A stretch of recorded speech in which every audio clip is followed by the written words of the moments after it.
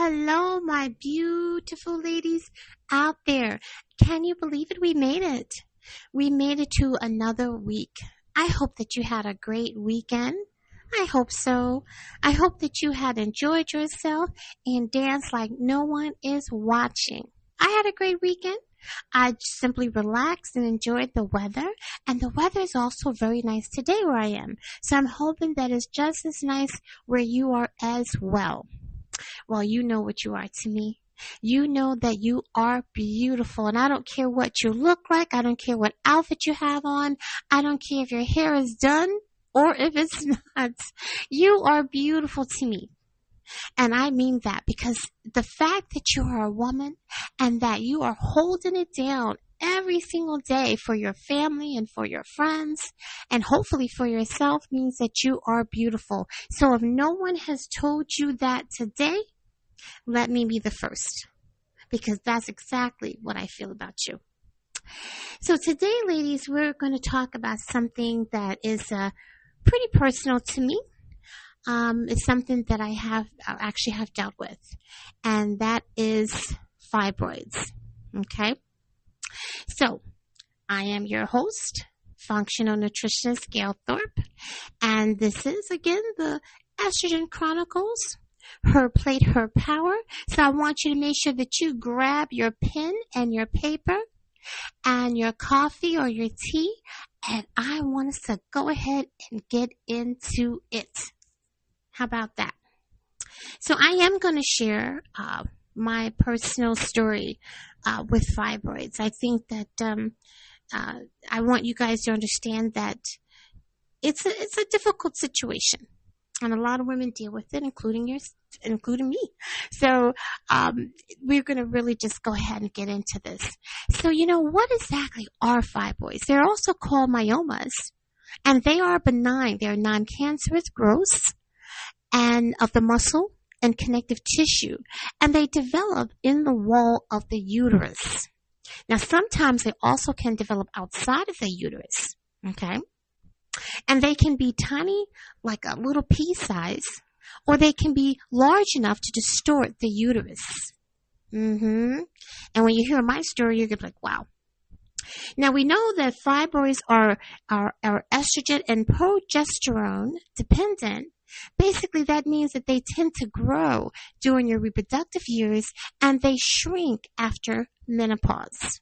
Now, there have been some cases where they didn't shrink after menopause, but most of the time they do. Okay? Because as we get older and we go into menopause, our estrogen levels start to lower. So there's no need for them to grow. But anything is possible. So why exactly do women get fibroids? Now, we don't know the exact or understand the exact cause of it, but we do know that it's hormonal. We do know that it's genetic, and we do know that some lifestyle factors all play a role of possibly contributing to you actually having fibroids. Okay?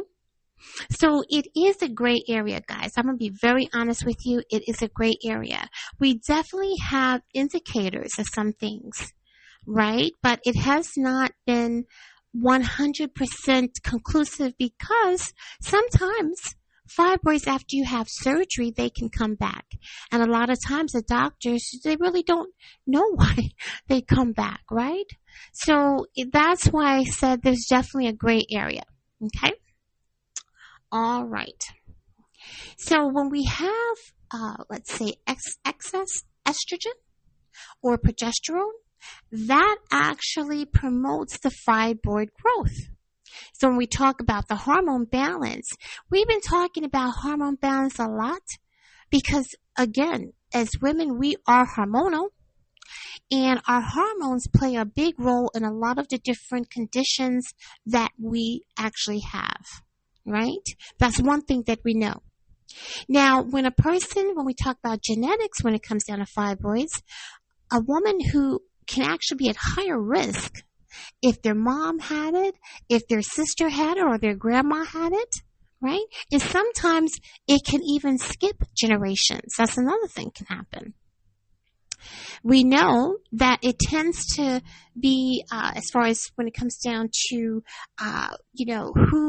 what race may have it a little bit more than others. We know that Black women are 2 to 3 times more likely to develop fibroids and may get them at a younger age than the counterpart, right? Why does that happen? We don't know, but that's the statistics.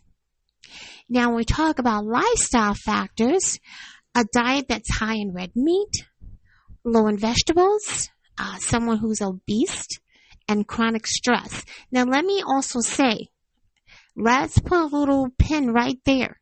When I say obesity, yes, it can play a role, but that does not mean that someone who is not obese will never get fibroids.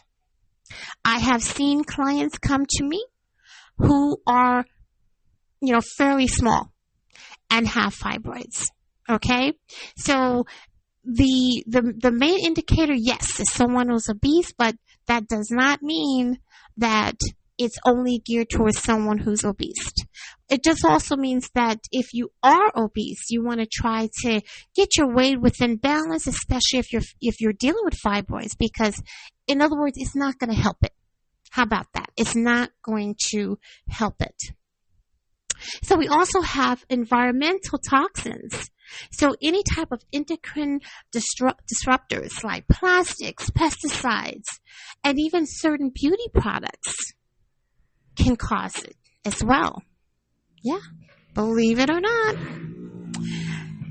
So sometimes when we have fibroids, every woman is different, but there's definitely tall tale signs, unfortunately, when it comes down to symptoms. Okay? We're going to have heavy and prolonged menstrual bleeding. Ay, ay, ay. We're going to have pelvic pain or pressure in the pelvic area. We're going to be dealing with frequent urination. Okay? Because a lot of times the fibroid itself is pressing on the bladder. We may deal with constipation because the fibroid could be pressing on the bowel. We're going to have back or leg pain.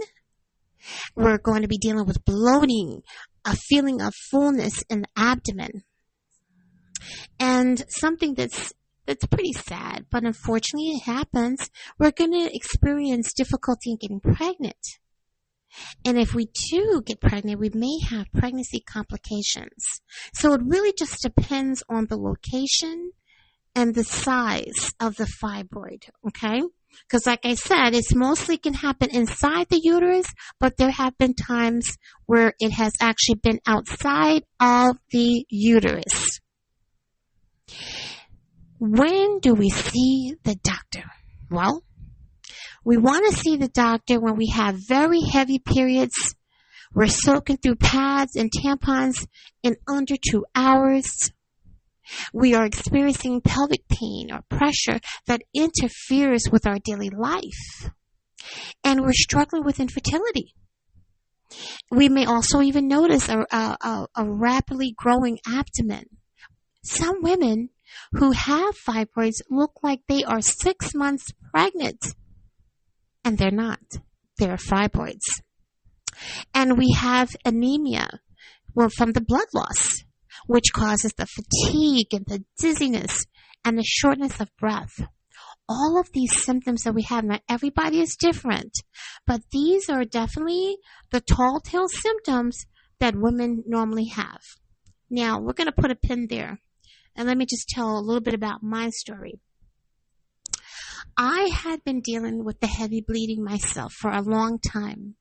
And even before I became a nutritionist, I wasn't sure, how to get this taken care of really, because it was something that every time I went to the doctor, they didn't know what to do. A lot of that came from the fact that I was anemic. I was a severe anemic to the point where they didn't even know how I was even breathing because my numbers were so low. So long story short, I had went through 21 doctors, guys. 21. And a lot of it was because of the fact that I was a very severe anemic. I had to have attention to my body, but they didn't want to touch me. They didn't want to give me any kind of surgery because they wasn't sure if I would probably make it because I would lose a lot of blood having the surgery as well. So it was kind of like a catch-22 situation. So finally I was able to find the right doctor who knew what to do. He put me in temporary menopause to stop the bleeding for a few months so that this way I could build up my blood count, which it worked. I was able to, and I actually had a myomectomy. But can you believe I had 16 fibroid tumors? 16. And one was the size of a football. Yeah. So this is what prompted me to also wanted to dedicate myself into women's health because I actually had a doctor to tell me, you're going to bleed to death. Can you believe that? He told me that, literally, because he didn't want to give me the surgery. He didn't know what to do with me, so that's what he told me. And I had found that after going through so many doctors and really not getting the help that I needed, I said, there's just not a lot of bedside manner when it comes to women dealing with this type of condition or any kind of condition when it has something to do with their menstruation. Whether you see, because I saw women doctors, I saw men doctors, right? And they all were the same. They chalked it up to, it's just your period. But when you're dealing with this, it is not a normal period. And I know you can attest to what I'm saying. It is not. It actually interferes with your life. Very bad. So I had to get something done. I'm just happy that I found the right doctor, but it really prompted me to want to dedicate myself in helping women with conditions like this and other type of conditions and giving them more hope, right? Because so many people don't do that in the medical profession lately. They just chalk it up to, you're just a woman, it'll be okay. And yeah, it will be okay, but at the same token, I need help. I need help, okay? So that was something that was very disturbing to me, but like I said, the myomectomy, I did have it, and it did help. And I'm just so thankful, right? So if you are dealing with fibroids, I get it. I know what you're going through. I know how it's hard to talk to people about it. It's kind of, it's not kind of, it's personal. And you don't want to talk about it sometimes because it interferes with your life, especially when it's pretty bad. And I had it pretty bad. So back to dealing with the doctor. Now, when it comes down to, there are some treatments out there, as I mentioned.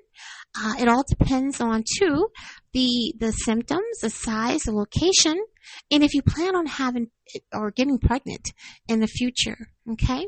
So there are some non-surgical options. So there are medications, like if there is hormone therapy, birth control pills, and then there is the GnRH antagonist to shrink the fibroids, right? There is the uterine artery embolization that, of course, blocks the blood supply to shrink the fibroids. And then there are the MRI guided focus ultrasound, which uses waves to destroy fibroid tissue. So that's for non-surgical procedures. And then you have the myomectomy, which is what I have. So that's basically what happens with the myomectomy is that they actually take out the uterus. This is why the surgery can be bloody. I'm being honest with you.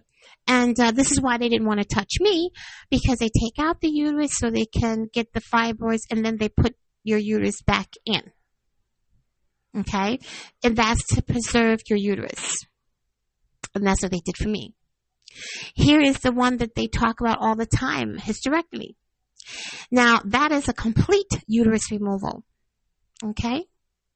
Now, unfortunately, because there is such a gray area when it comes down to fibroids, a lot of doctors recommend, even at childbearing age, they recommend having a hysterectomy. And it's so sad because they really don't spend a lot of time on some of the things that can be done, giving the woman time to figure those type of things out. They're just like, okay, you come in, you're suffering from heavy bleeding and dealing with the fibroid, and they're just like, okay, hysterectomy. And you could be 32 years old. I am not a component of supporting anything like that.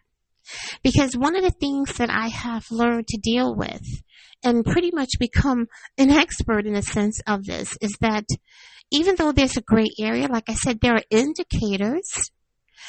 I help my clients with those indicators. So the symptoms. Because if you didn't have the symptoms of the heavy bleeding and the very bad cramping, and let's say the fibroid was still in your body, but it wasn't giving you a problem, it could stay, right? It could. So I work with women on helping them when it comes down to the heavy bleeding and the cramping, the symptoms. So sometimes it can actually, some of the different programs that I put them on, it can help to reverse it altogether, or sometimes it just causes the fibroid to not give her any symptoms so she can go on with her life. Okay? And then you have the endometrial ablation, and that actually destroys the uterine lining, but it's not for women who are planning any type of pregnancy. Okay, so there are some options out there. There are some things, more things that they're looking into. There's some other medications that they've recently have launched. There are a lot of side effects with them, though. That's the thing. A lot of side effects with them. So you want to make sure and be very careful about those medications that they may consider. It may stop the bleeding on one hand, but it could cause another type of problem on another. So you want to make sure and talk to your healthcare provider on that one so that you guys can make the right decisions. Now, up to 70 to 80% of women will actually have fibroids by the age of 50. That's pretty high. That is pretty high. And you would think that because of statistic-wise is so high, that there should be more solutions, right? But unfortunately, sometimes they put us women on the, unfortunately, I hate to say, put on the back burner when it comes down to our health, okay? But it's really more common between the ages of 30 and 50. Like I was saying, as you start to getting to menopausal age, and your periods actually start to slow and taper down, it can't no longer feed the fibroid because the hormone that it looks for, estrogen, is not there as much. So you tend to not have the problem. Okay? And around 25% of women with fibroids have significant symptoms. Like I said, I was one of them myself. And I know there are others that are listening to me right now that have the same problem and have some pretty bad symptoms. Because what also happens is, if you have it for a long period of time, like in my case, it can start to do other things. And it was slowly starting to shut me down. So it's definitely something that has to be taken pretty serious. Okay. So one of the things that we talk about here, which is so important, is how do we take back our plate when we're dealing with any kind of problem? And fibroids is no different. It is absolutely no different. So what we want to do is we want to aim for high fiber foods like flax seeds and beans, whole grains, which this helps with our hormone balance. Okay? We talked about this before when it comes down to the foods like broccoli and kale and Brussels sprouts. which helps to support estrogen detox, right? We have to get the estrogen out of our body because then we have too much going on, too much estrogen overload, which is not good for us. And not just for fibroids, but for other things that we have talked about in previous episodes. We want to definitely look into berries and citrus fruits because they're anti-inflammatory and they're also antioxidant rich. We want to aim for green leafy vegetables that are high in magnesium and vitamin K. We also talk a lot about omega-3 sources when it comes down to salmon or chia seeds and walnuts. And we're looking also at turmeric and ginger, which helps to reduce inflammation because having fibroids is an inflammatory process that's going on in your body. Exactly, really all of these conditions that we have talked about are inflammation in the body, right? There's a component to them that is inflammatory.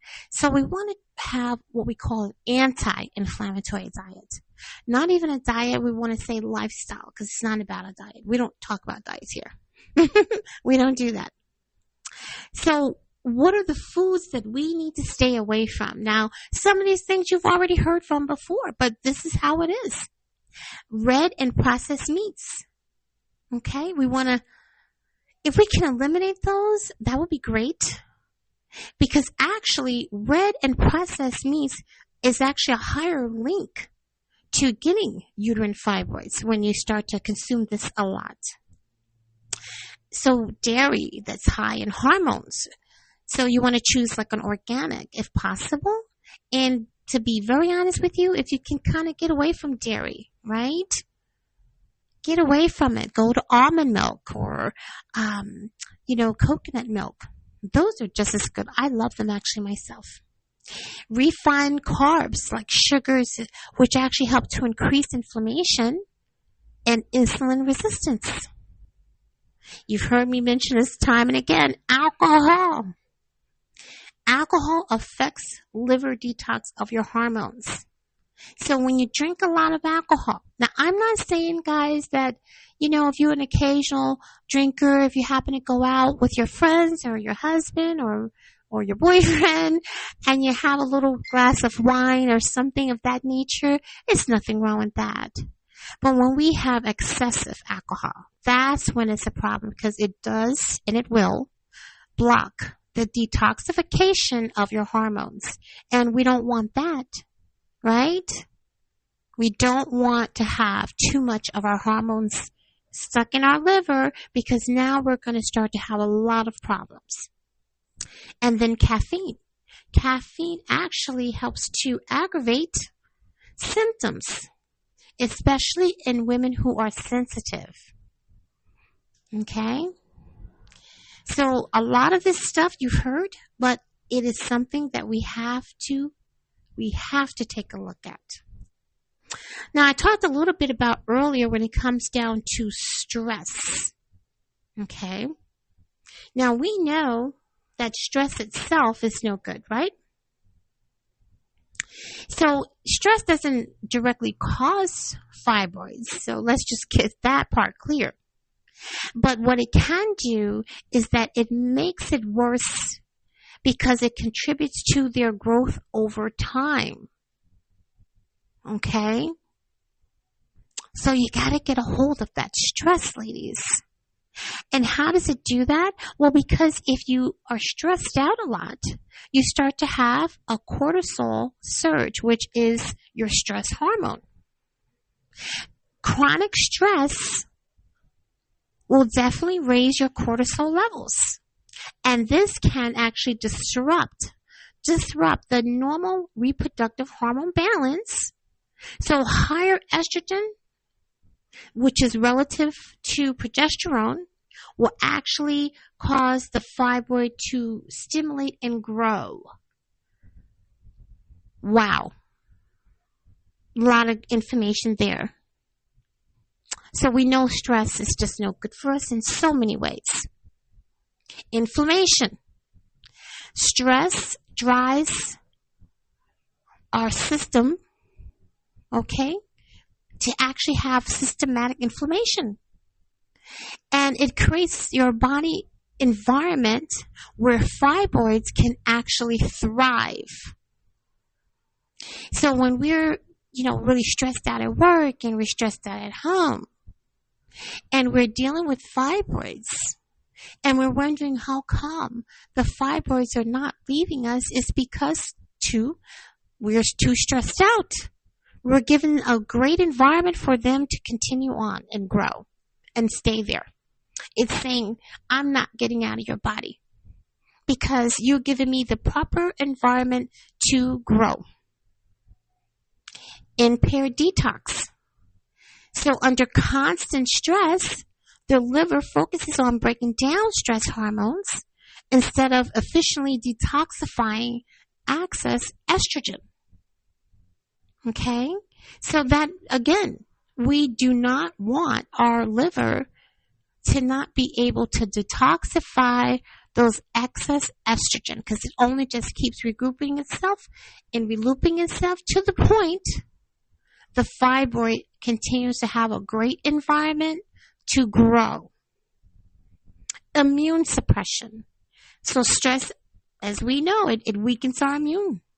It weakens our immune surveillance, which actually allows for abnormal cell clusters like fibroids to grow unchecked. Powerful information. Powerful information. I'm telling you guys, when I say that you have to get a hold of your stress, I mean it. These are things that happen to us as women, and we don't want to continue to feel unhealthy and to feel sick. We want to feel good, right? So we have to just get a hold of our chronic stress, because that basically equals hormonal imbalance plus inflammation plus impaired detox, which equals fibroid-friendly environment. In short, that's what it is. Did you also know, ladies, that women who have high blood pressure, there's a strong link between the two? Did you know that? Now, research has actually shown us that women with hypertension are more likely to have fibroids than those who do not have hypertension, right? And their fibroids may grow larger because of the connection. Now, that is definitely something for you to take down, because a lot of people experience high blood pressure. A lot of women and men, but we're not talking about the men right now. And we now know that there is a connection. So vascular changes. So in other words, high blood pressure can damage your blood vessels, leading to changes in your uterine blood flow. Okay? So fibroids need blood supply to grow, and hypertension may alter that growth pattern. When we have inflammation and oxidative stress, hypertension increases oxidative stress, which can also promote abnormal tissue growth. We talked about obesity, having a poor diet. Low activity levels can contribute to both the hypertension and also to the fibroids. And then the hormone receptor sensitivity. So some studies have actually shown that women with hypertension may have an altered sensitivity to estrogen and progesterone receptors in the uterus. So the bottom line is, managing your blood pressure is not just for your heart health.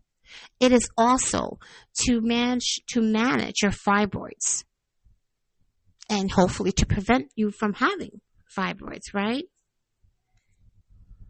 So great information, ladies. And then toxicity and fibroids. Okay?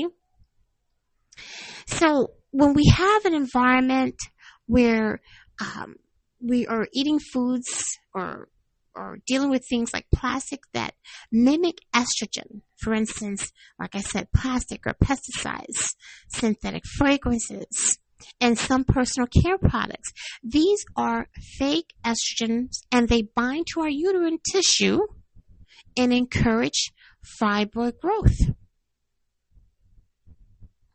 Xenoestrogens. Okay?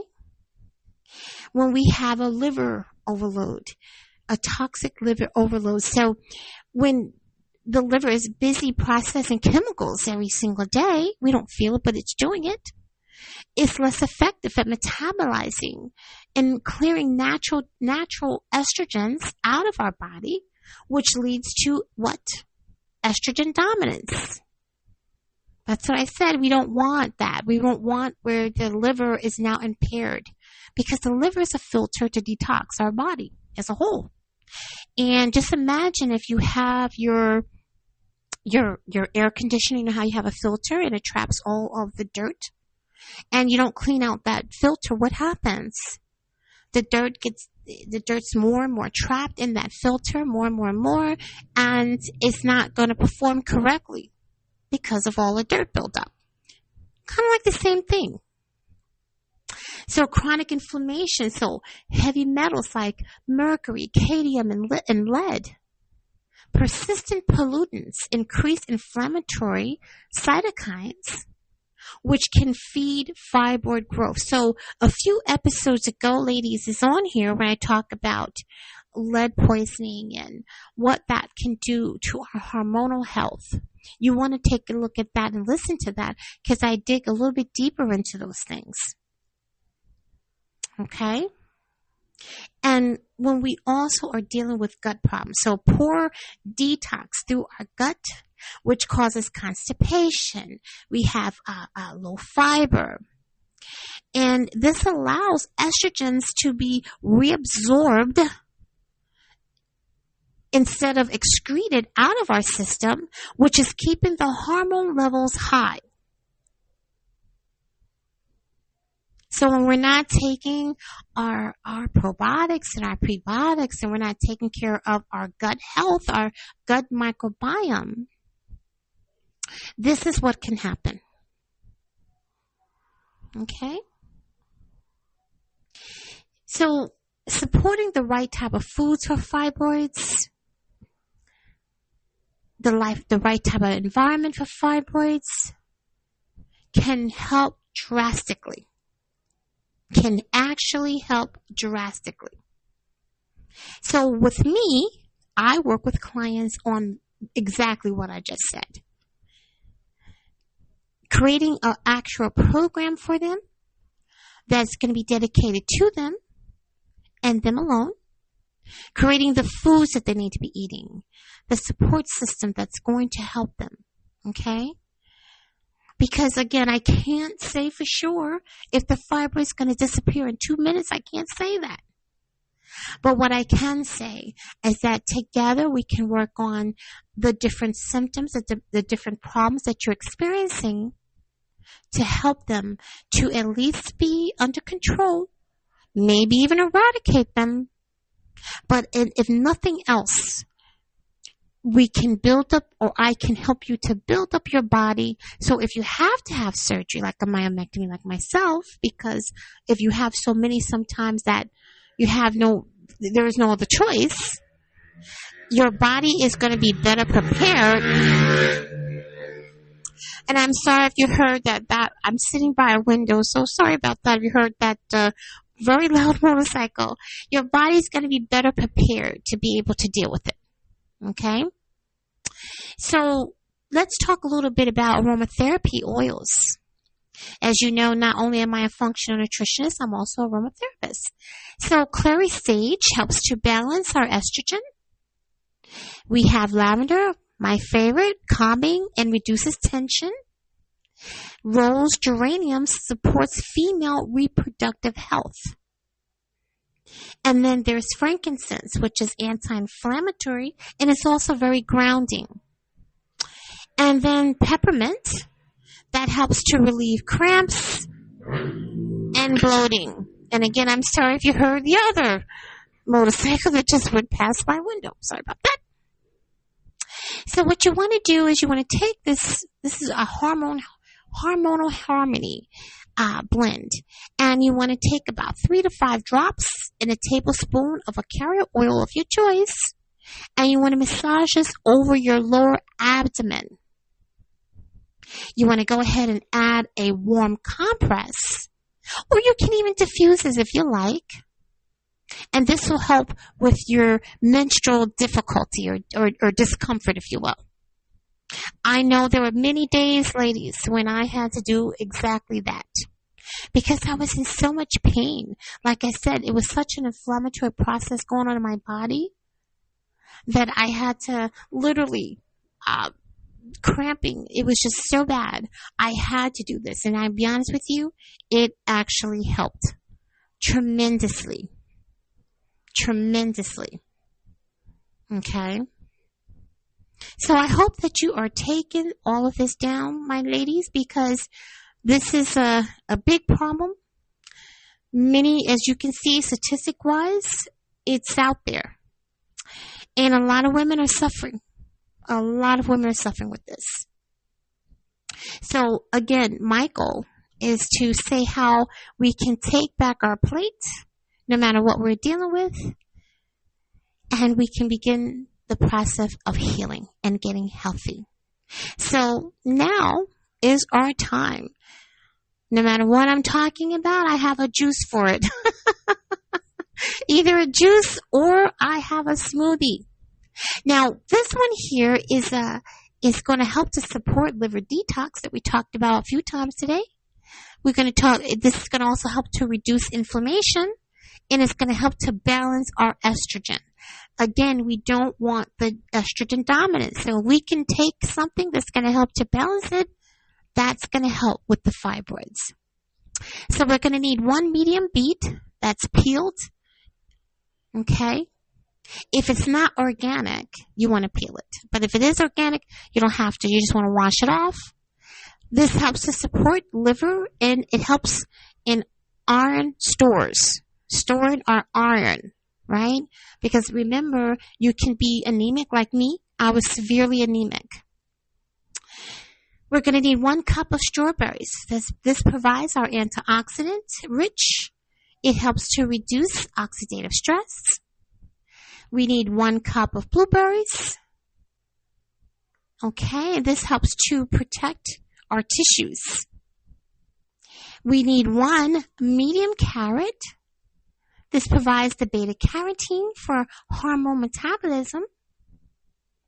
And we're going to need 1 small cucumber, which helps with hydration and support detoxification.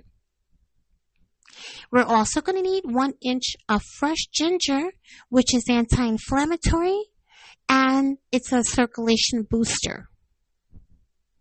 And we're also going to need a half lemon, which is peeled, to provide the vitamin C for the collagen and for detoxification. So we want to make sure that we wash all of our produce very well, even if it's organic.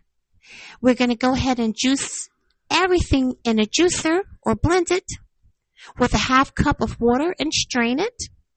And we want to drink it immediately to preserve the nutrients and for absorption. Okay? And for absorption. All right. Hold on 1 second, ladies.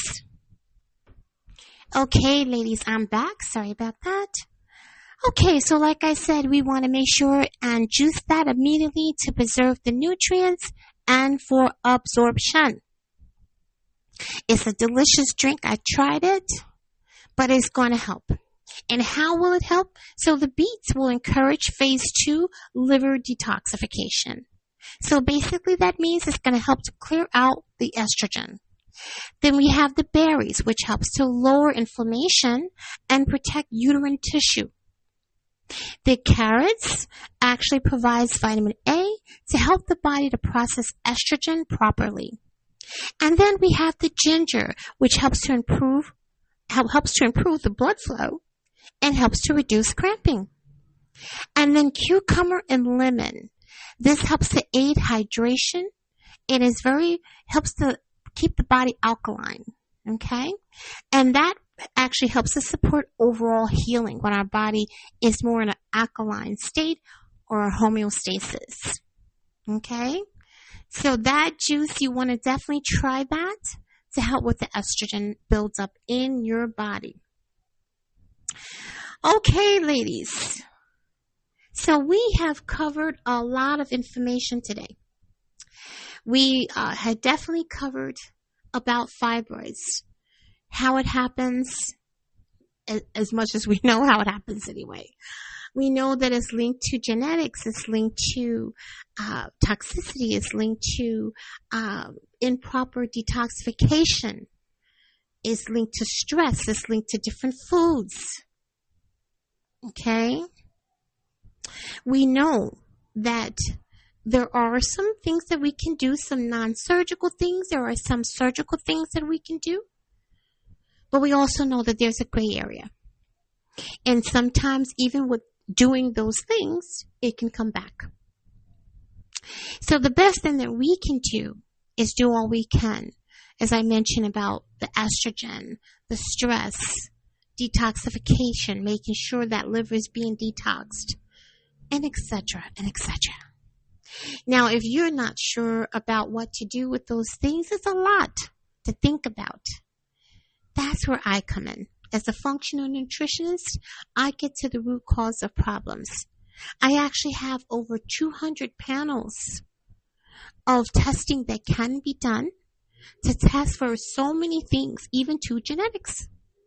So if you are interested in working with me, I would suggest that you go to my website, www.nutritionudesign.com, and book a 30-minute free session with me, and then we can look into the next steps. Working with me is having that accountability partner that is going to be able to know exactly what to do so that you won't have to go through so many doctors like I did before I became who I am now. And I'm a woman. I get it. And I know that when you're dealing with heavy periods where you can't go out sometimes, you don't want to go out sometimes, and you're dealing with the fibroids in your stomach, it's like you're carrying a 6-month baby. It's time to get some help.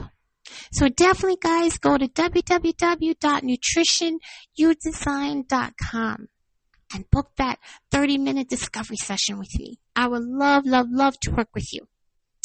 And if you love this podcast and all of the great information that I'm hoping that you're enjoying, but not so much enjoying, but also retaining, also writing down. So this way you are a step ahead. If you have to go to the doctor, at least you will be informed. That's the most important thing. You never want to leave your health in no one's hands alone.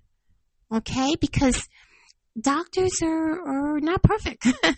I'm not against them, but they're not perfect. So if you're informed when you go, that's not only going to shock them, but it's going to help them to know that they can't take advantage of you. Okay? And as you know, I always end that wellness is not just a focus, but it's a lifestyle. And it is a lifestyle, guys. It is a continual lifestyle of getting healthy and healing our body. Because, here's the thing. The body can repair itself. That's the thing. It literally can. It's what we put into it and how we can abuse it with different type of foods and drinking and drugs and things of those nature is what causes the body to go off kilter. But we can bring it back. We can bring it back if we really take this on as a lifestyle and not a diet. Okay, ladies. Well, I hope that you got a lot of great information today. And I hope that you understand that you're not alone. And that if you're not going out because of it, I get it. And like I know, I dealt with it.